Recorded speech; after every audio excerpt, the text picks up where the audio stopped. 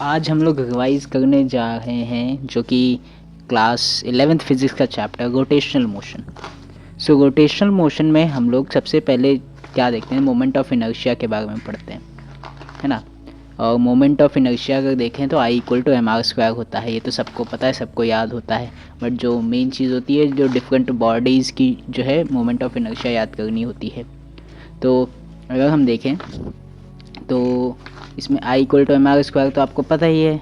और उसके आगे हम डिफरेंट बॉडीज़ पे अगर चलें तो सबसे पहले आता है रॉड का केस, कि रॉड का जो है मोमेंट ऑफ इनर्शिया अगर मिड पॉइंट से लें, कोई भी एक्सिस उनके मिड पॉइंट से पास हो गई तो उसका मोमेंट ऑफ इनर्शिया होगा एम एल स्क्वायर बाई 12। अगर साइड से पास हो गई तो वो होगा एम एल स्क्वायर बाई 3। और उसके बाद हम लोग आते हैं रिंग पे अगर perpendicular to the plane of the ring है और सेंटर ऑफ द रिंग से पास हो गई है एक्सिस, तो एम आर स्क्वायर होगी, है ना। और उसके बाद अगर पेरिफेरी से पास हो रही है perpendicular to the plane of the ring, तो उसके लिए आप पैरेलल एक्सिस थ्योरम लगा लेंगे और उससे आ जाएगा 2 mr²। और अगर यही एक्सिस उसके प्लेन से पास हो गई है डायमेट्रिकली, तो हो जाएगा mr²/2। और डायमेट्रिकली पास हो गई बट उसकी पेरिफेरी से पास हो गई है ना, प्लेन से पास हो गई पेरिफेरी से, तो वहाँ पे आ जाएगा मोमेंट ऑफ इनर्शिया 3/2 mr², है ना। ये तो पैरेलल एक्सिस थ्योरम से कर सकते हैं। आपको बस याद रखना है कि उसका जो सेंटर से और परपेंडिकुलर टू द प्लेन जो पास हो गई mr² है, ठीक है। फिर आप वो पैरेलल एक्सिस थ्योरम करके जो है पेरिफेरी से पता लगा लीजिए। और उसके बाद अगर हम आपको जो है प्लेन में जाना है तो प्लेन में आपको याद रखना कि डायमेट्रिकली अगर पास हो गई सेंटर से तो mr²/2 होगी। फिर आप पैरेलल एक्सिस थ्योरम लगा लीजिए। या तो ये भी अगर ना करना चाहें तो परपेंडिकुलर एक्सिस थ्योरम लगा सकते हैं, जो कि कहता है मोमेंट ऑफ इनर्शिया। अगर मान लें अगर हम लोग एक बॉडी है, 2D बॉडी है, उसका एक्स एक्सिस पे moment of inertia I x है, वाई एक्सिस पे moment of inertia I y है, तो उसका जो जेड एक्सिस पे मोमेंट ऑफ इनर्शिया होगा वो I x plus I y होगा, है ना। ये परपेंडिकुलर एक्सिस थ्योरम यूज़ करके भी हम लोग फाइंड आउट कर सकते हैं। तो रॉड का हो गया ml²/12, मिड पॉइंट से पास हो गई है, साइड से अगर एक्सिस पास हो गई है तो ml²/3। रिंग से अगर डायमेट्रिकली पास हो गई है तो mr²/2। प्लेन से डायमेट्रिकली पास हो गई तो mr²/2। और अगर perpendicular to the plane and centre of the ring तो पास हो गई है तो mr²। डिस्क से अगर देखेंगे वो सेंटर से पास हो रही है और परपेंडिकुलर टू द प्लेन तो mr²/2, है ना। और उसके बाद पैरेलल एक्सिस थ्योरम लगा लीजिए। अगर डायमेट्रिकली पास हो रही है और प्लेन से होके पास हो गई है तो हो जाएगा mr²/4, ठीक है। सॉलिड स्फीयर का देखें तो 2/5 mr², कि स्फीयर की जो है आप कोई भी एक्सिस बनाएंगे सेंटर से पास होती है वो सेम ही बनेगी, तो 2/5 mr²। और उसकी पेरिफेरी से देखेंगे तो 2/5 mr² प्लस mr², जो कि आ जाएगा आपका 7/5 mr², है ना। और अगर हॉलो स्फीयर से देखें तो उसकी सेंटर से पास होने वाली एक्सिस से अगर होगा तो 2/3 mr² आएगा मोमेंट ऑफ इनर्शिया। और अगर पेरिफेरी पे चले जाएंगे तो यही कितना हो जाएगा 5/3 mr²। हॉलो सिलेंडर का देखें तो हॉलो सिलेंडर का केस आपके रिंग जैसा होगा।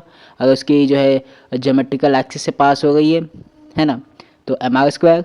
सॉलिड सिलेंडर से अगर की ज्योमेट्रिकल एक्सिस से पास हो गई तो mr²/2।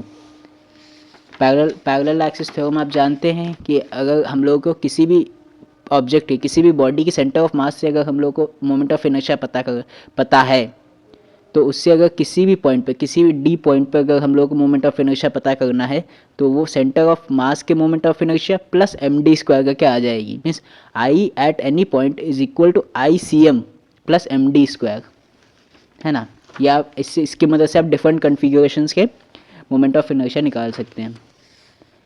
इसके बाद आ जाता है रेक्टेंगुलर लैमिना वाला।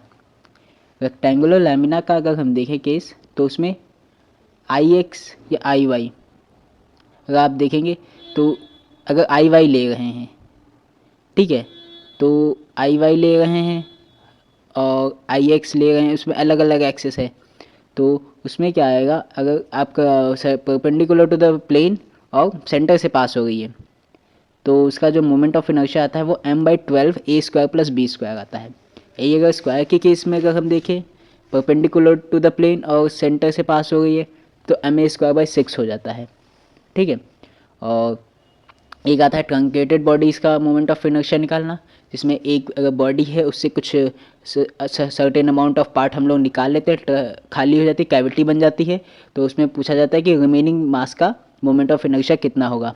तो सबसे पहले आप जो ओरिजिनल बॉडी थी उसका moment of inertia find out कीजिए, फिर जो बॉडी रिमूव की गई है उसका moment of inertia find out कीजिए उस बॉडी के अलॉन्ग जो कि इनिशियल बॉडी थी, इनिशियल बॉडी के सेंटर के अलॉन्ग रिमूव्ड पार्ट का moment of inertia find out कीजिए, और फिर आपको जो रिमेनिंग पार्ट का मोमेंट ऑफ इनर्शिया निकालना है तो आई ओरिजिनल माइनस आई रिमूव्ड, है ना, जो इनिशियली जो मोमेंट ऑफ इनर्शिया था माइनस रिमूव पार्ट का मोमेंट ऑफ इनर्शिया, इससे आ जाएगा आपका आई of remaining part.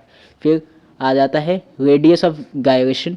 Radius of gyration क्या होता है, आई इक्वल टू एम के स्क्वायर। यहाँ पे सबसे ज़रूरी आपको बात क्या याद रखनी है कि आपको मोमेंट ऑफ इनर्शिया तो किसी भी बॉडी का आप लिख ही लेंगे, लेकिन जो आई इक्वल टू एम के स्क्वायर होता है, सर कभी कभी ऐसा होता है कि आपको डिफरेंट मासेस का कन्फिगरेशन दिया जाता है और आप एम के स्क्वायर में जो है एम ही पुट कर देते हैं, वहाँ पे टोटल मास आपको पुट करना है, ठीक है, ये आपको याद रखना है।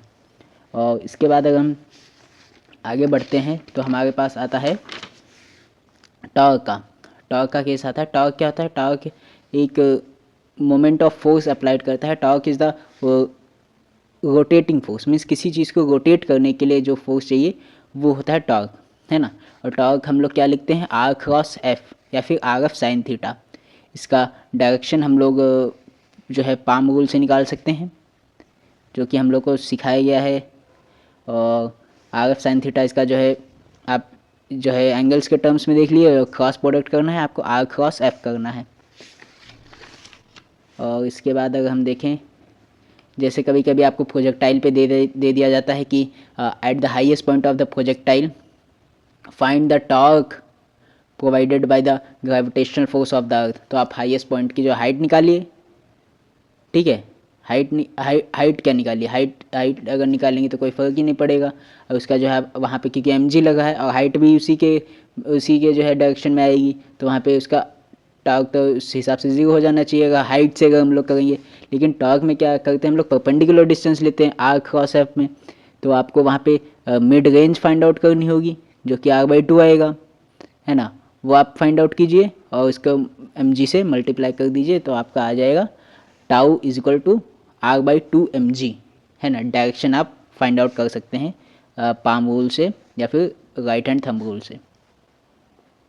इसके बाद आता है एक आता है टॉर्क का इक्विलिब्रियम का केस। उसमें जैसे एक सर्टेन प्लैंक दिया, उस पर एक रॉड रख दी है ना, ठीक है, एक पॉइंटेड ऑब्जेक्ट है, उस पर एक रॉड रखी है, साइड में 2 मास रखे हैं, इक्विलिब्रियम पे है, तो बताओ यहाँ इसका नॉर्मल कितना होगा, उसका नॉर्मल कितना होगा।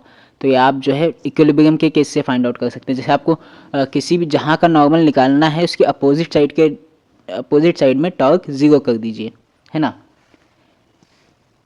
और उसके बाद अगर हम देखें तो टाउ का एक फॉर्मूला आता है कि जो है आपका एक तो हो गया आर एफ साइन थीटा या आर क्रॉस एफ, एक आता है tau equal to I alpha, वहाँ से भी आप फाइंड आउट कर सकते हैं। और एक आता है टाउ एवरेज लिखा जाता है। टाउ एवरेज क्या लिखा जाता है, change in momentum upon time, यानी आई ओमेगा फाइनल माइनस आई ओमेगा इनिशियल अपॉन टाइम, ये हो जाएगा टाउ एवरेज का फॉर्मूला। जब ये एवरेज पूछा जाए तो आप ऐसे निकालेंगे, delta L upon delta T करके, ठीक है। और इसके बाद आता है जो एक्सेलरेशन होता है। जैसे पुली का केस हम लोगों ने एनएलएम में देखा था, तो वहाँ पे 2 ब्लॉक अगर लटके हुए हैं किसी पुली से और वहाँ पे हम लोग को एक्सेलरेशन पूछ दिया जाए, तो आप बस जैसा एक्सेलरेशन में हम लोगों ने फॉर्मूला याद किया था वैसा ही करना है।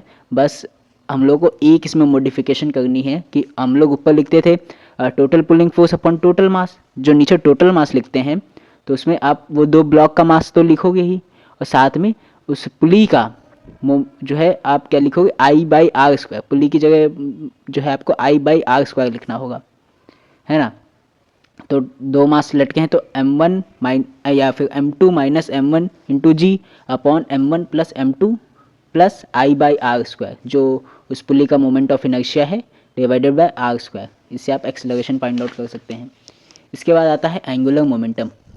एंगुलर मोमेंटम देखें तो ये इसका जो फॉर्मूला होता है आर क्रॉस पी होता है, और एक इस जिसको हम लिख सकते हैं R M V sine theta. इसकी यूनिट होती है metre kilogram metre per second, है ना, means kilogram metre square per second या जूल पर सेकेंड, है ना। डायरेक्शन आप राइट हैंड थंब रूल से निकाल सकते हैं।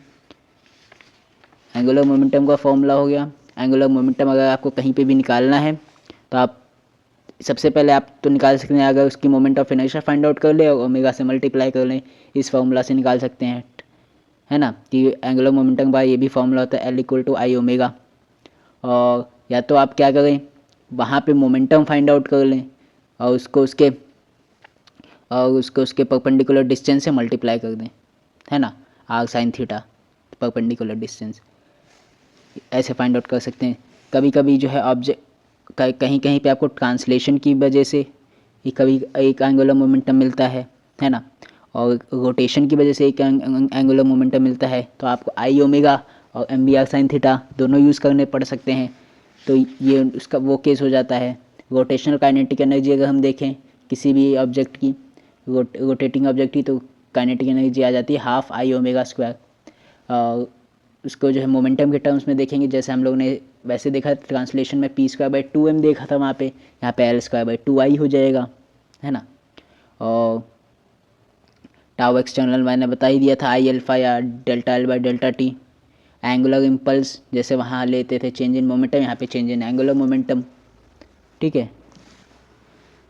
और इसके बाद अगर हम लोग देखें कंजर्वेशन ऑफ एंगुलर मोमेंटम पे आता है कि अगर नेट एक्सटर्नल टॉर्क ज़ीरो है किसी भी सिस्टम ऑफ बॉडी पे, तो वहाँ पे क्या होगा, एंगुलर मोमेंटम जो होगा जो है कंजर्व्ड होगा,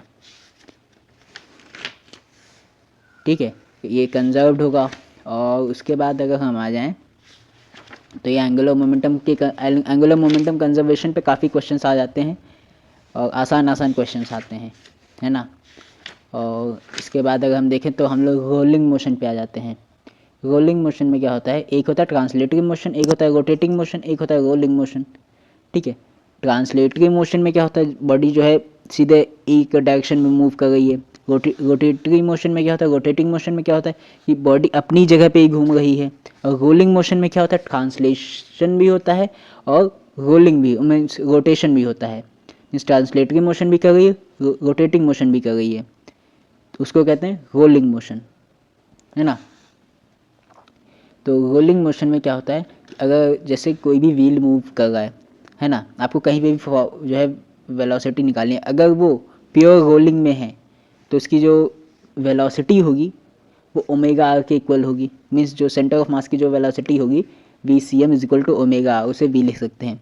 अब आपको किसी भी पॉइंट पे, है ना, किसी भी पॉइंट पे किसी भी सर्टेन एंगल पे आपको निकालना है वेलोसिटी कितनी है, तो आप सीधा निकाल सकते हैं एक जो फॉर्मूला होता है 2v cos θ/2 से, है ना।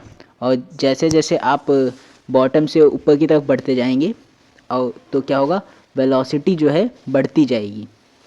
सबसे बॉटम पे ज़ीरो होगी अगर प्योर रोलिंग में है, क्योंकि v/c/m = ओमेगा, दोनों के डायरेक्शन अपोजिट हैं, वहाँ पे ज़ीरो हो जाएगी। और ये जो वीडियो है, जो भी पॉडकास्ट है, ये सिर्फ उन्हीं के लिए है जो पढ़ के आए हैं, है ना। अगर आपने पढ़ा है चैप्टर तो आप रिकॉल कर सकते हैं, 20 मिनट में आप पूरा चैप्टर रिकॉल कर लेंगे, है ना। रोल ऑफ फ्रिक्शन अगर देखें प्योर रोलिंग में, तो अगर सेंटर ऑफ मास की वेलोसिटी ओमेगा आर से ज़्यादा है तो क्या होगा, तो उसमें क्या होगा, स्किडिंग होगी टायर की, और इसमें क्या होगा, स्किडिंग होगी टायर की, और इसमें फॉरवर्ड स्लिपिंग होगी। मीन्स हमने देखा क्या कि v/c/m ज़्यादा है, मीन्स आगे जाने वाली वेलोसिटी ज़्यादा है अगर पॉइंट ऑफ कांटेक्ट पे देखें जहाँ सरफेस से कांटेक्ट हो रहा है, और पीछे जो ओमेगा आर है वो कम होगी, तो एक स्लिपिंग टेंडेंसी आएगी। स्लिपिंग टेंडेंसी किधर आएगी, फॉरवर्ड डायरेक्शन में आएगी। फॉरवर्ड डायरेक्शन में आएगी तो जो फ्रिक्शन होगा वो बैकवर्ड लगेगा, ठीक है। और धीरे धीरे ऐसे करते करते जैसे ही फ्रिक्शन की मदद से ओमेगा = v/c/m होगा तो वहाँ पे प्योर रोलिंग स्टार्ट हो जाएगी, है ना। और जो दूसरा केस आता है जिसमें v/c/m < ओमेगा आर, तो v/c/m अगर कम है, ओमेगा आर ज़्यादा है, तो इसमें क्या होगा, स्लिपिंग टेंडेंसी बैकवर्ड्स को आएगी, कि ओमेगा आर ज़्यादा है, वो पीछे ज़्यादा खींचना चाहे तो बैकवर्ड में आएगी, तो फ्रिक्शन जो होगा वो आगे लगेगा, फ्रिक्शन आगे लगेगा तो वो धीरे धीरे जो ओमेगा क्या करे, ओमेगा को वो कम कर देगा धीरे धीरे। जब जैसे ही वो BCM के बराबर हो जाएगी यहाँ पे भी प्योर रोलिंग स्टार्ट हो जाएगी। ये हो गया आपका रोलिंग का। अब आता है जो हम लोग रोलिंग मोशन में काइनेटिक एनर्जी लिखते हैं, तो उसमें एक ट्रांसलेशनल काइनेटिक एनर्जी आएगी और एक रोलिंग मोशन की वजह से काइनेटिक एनर्जी आएगी। तो वहाँ पे हम लोग काइनेटिक एनर्जी क्या लिखते हैं, kinetic energy is equal to half mv² 1 + k²/r², है ना।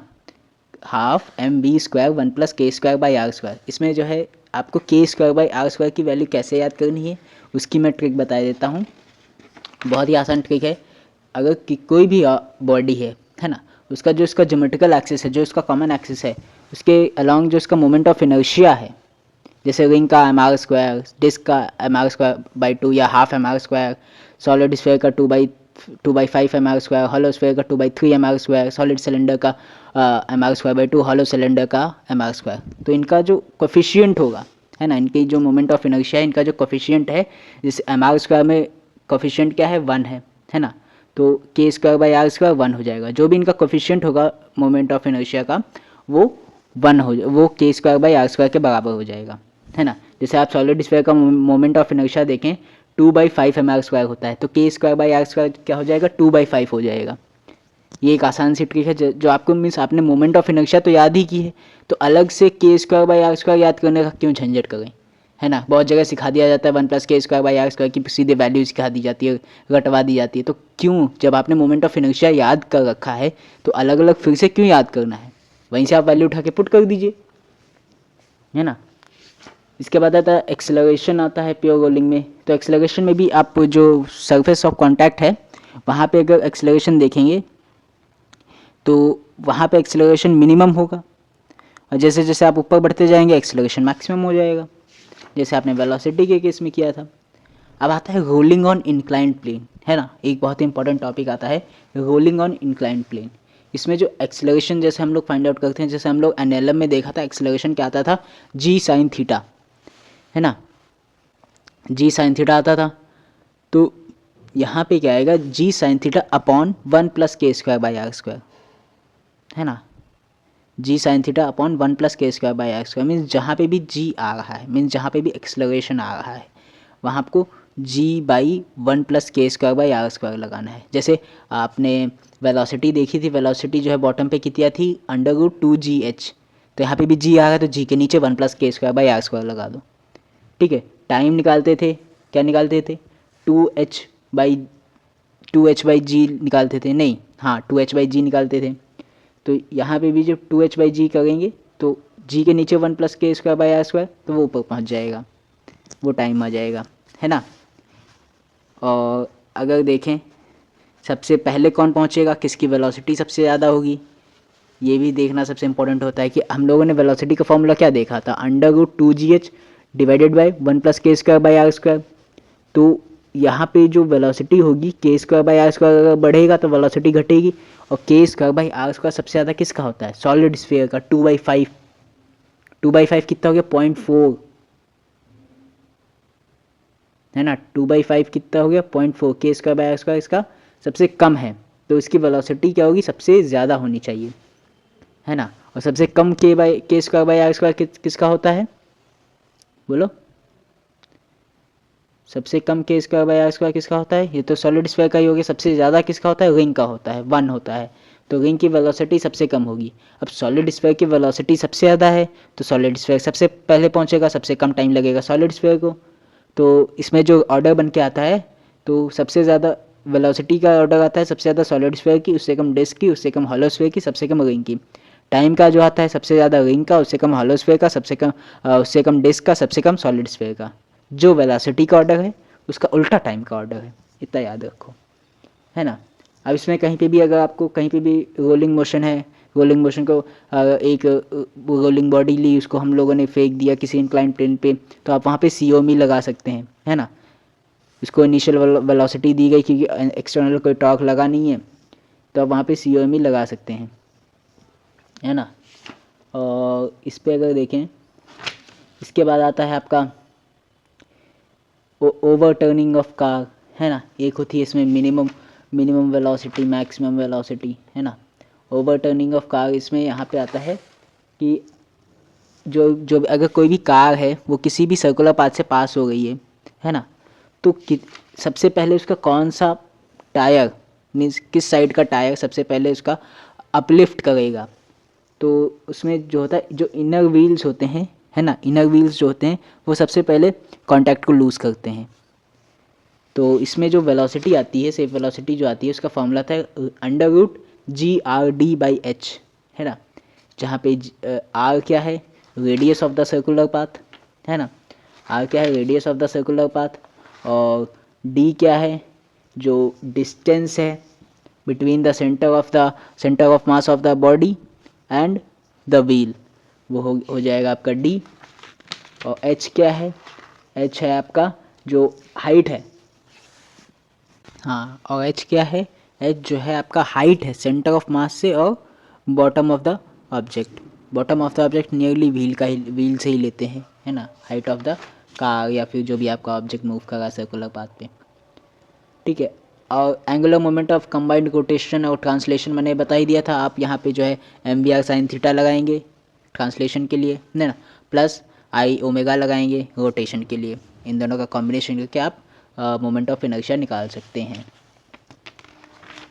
इसके बाद अगर देखें टॉपलिंग का केस आता है, टॉपलिंग का केस क्या आता है, उसमें हम लोग को निकालना होता है कोई ऑब्जेक्ट रखा है किसी भी सरफेस पे, उस पर एक सर्टेन पॉइंट दिया जाता है, इसके अबाउट वो कब टॉपल कर जाएगा वो बताना होता है, एक फोर्स लग रही होती है, बताना होता है कि उस फोर्स की क्या वैल्यू हो कि वो पॉइंट टॉपल कर जाए, वहाँ उस पॉइंट से ऑब्जेक्ट टॉपल कर जाए।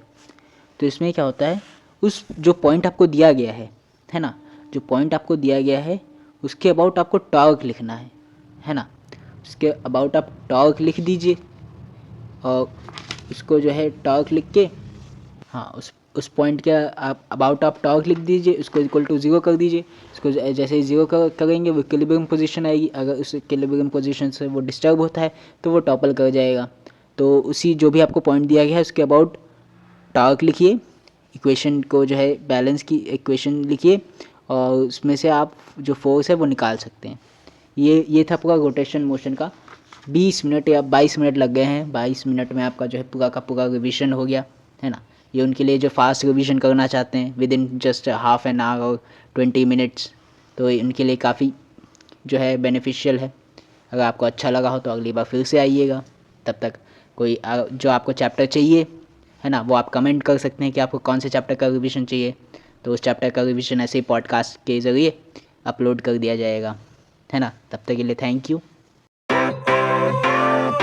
Sunshine, sunshine.